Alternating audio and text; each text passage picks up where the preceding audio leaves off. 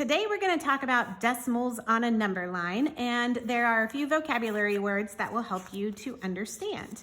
So we are going to talk about a number line, which is just a line that shows the relationship between different numbers.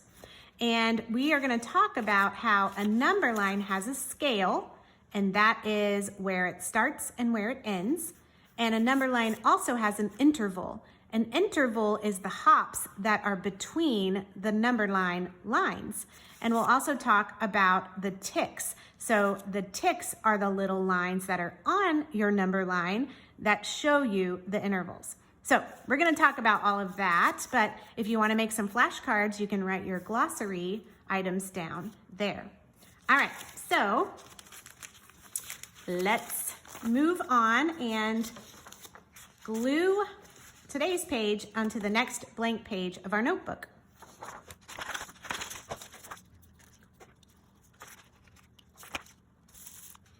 Okay, so today we are going to learn about decimals on a number line and how number lines are set up for decimals.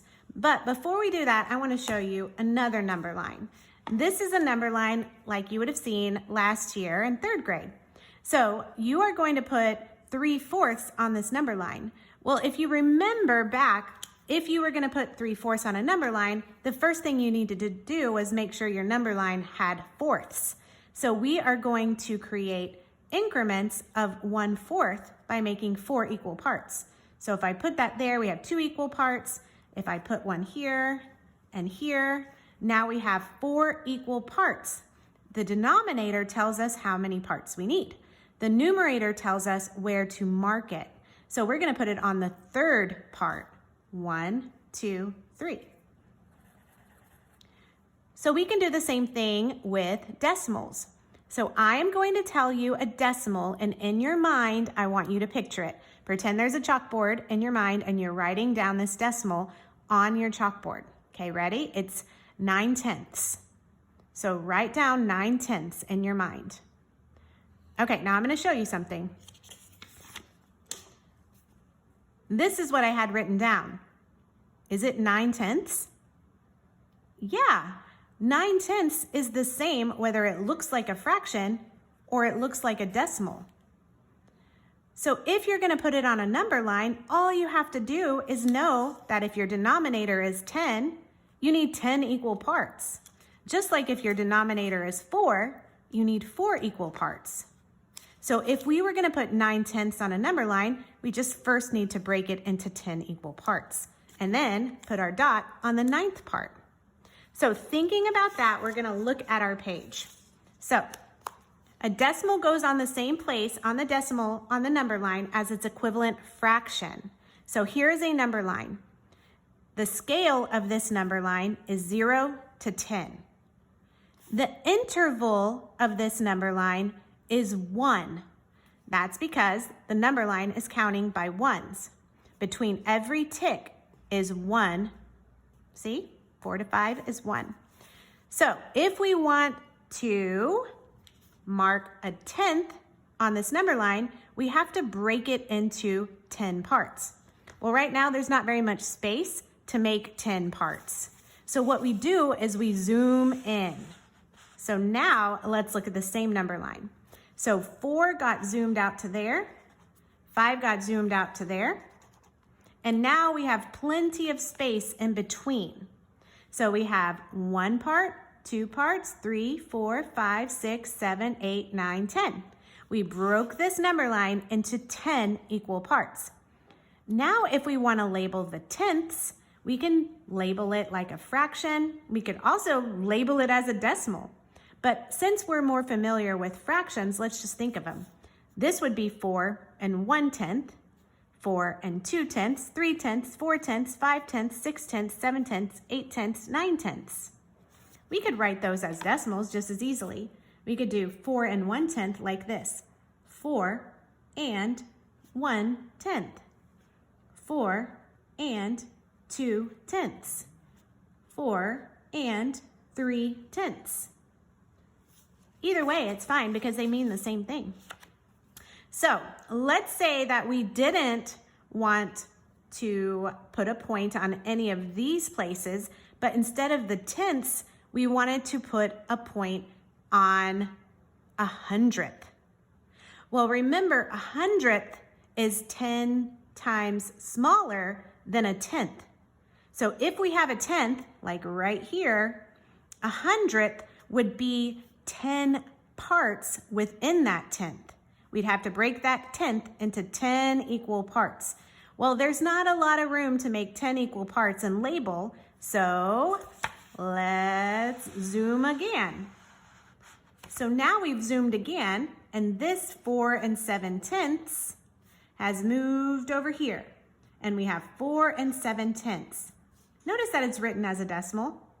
This says 4 7/10. This says 4 7/10. They're exactly the same. There are just two different ways of writing it. So if this is 4 7/10 and this is 4 8/10, another way we can think of it as 4 70/100ths. There's two ways of saying this decimal. We could say 4 7/10, or we could say 4 70/100ths. So remember our rhyme. First we say the name as if there were no dot, then we say the name of the last place value spot. Well, when we add the 0, we've added a place value spot. The last one is the hundredths spot now. So we say the number as if there were no dot, 70, and the last place value spot is the hundredths. So we can say 4 70/100ths. We wanted to do that because then we can count 4 71/100ths, 4 72/100ths, 4 73/100ths, 4 74/100ths. We could even write them as decimals.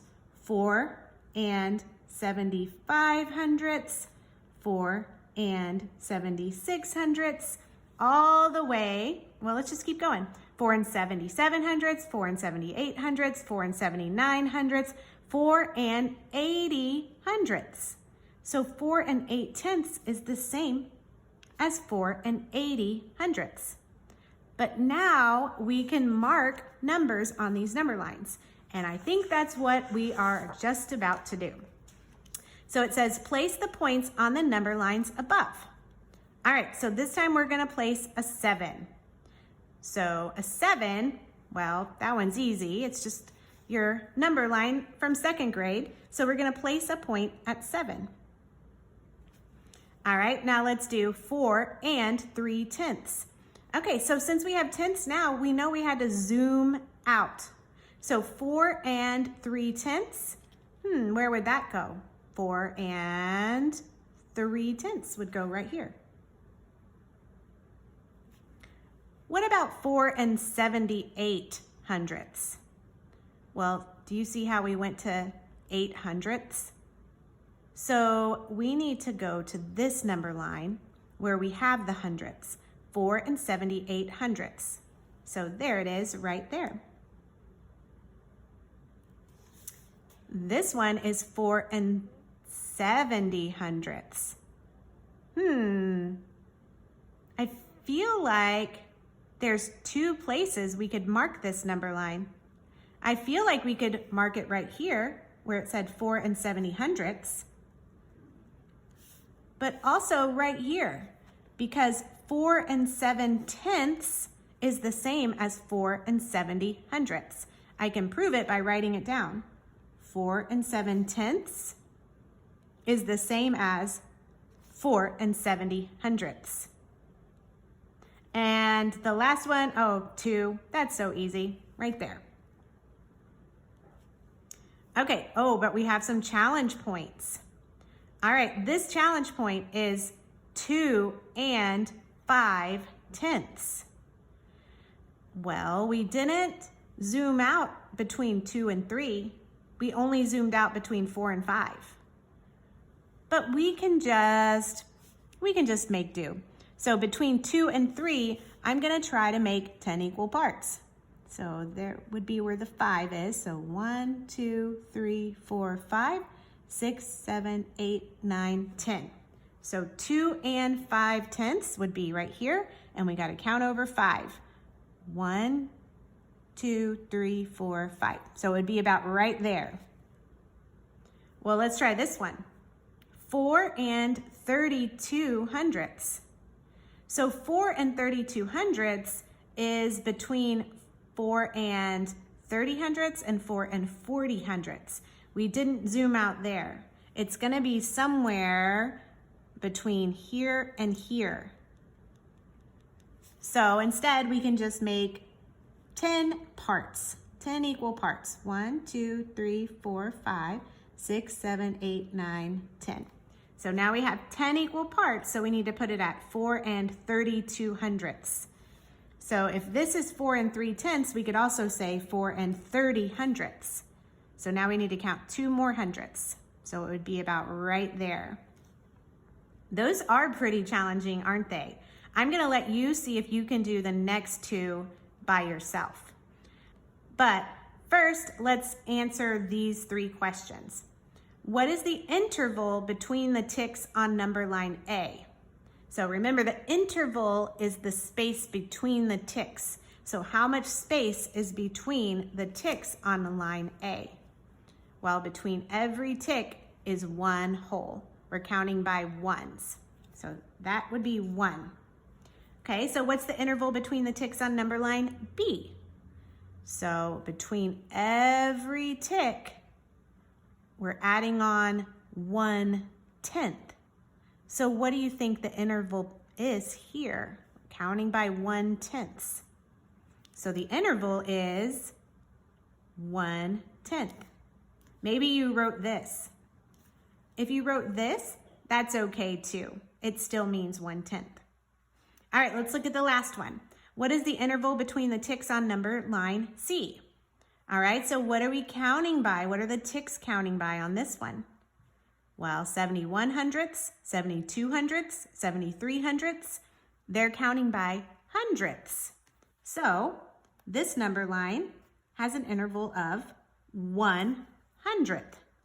Maybe you wrote it like this. That's totally fine too. All right, so you try to do these last 2 points on your own. I think you got it. Next time we'll learn a little bit more about number lines.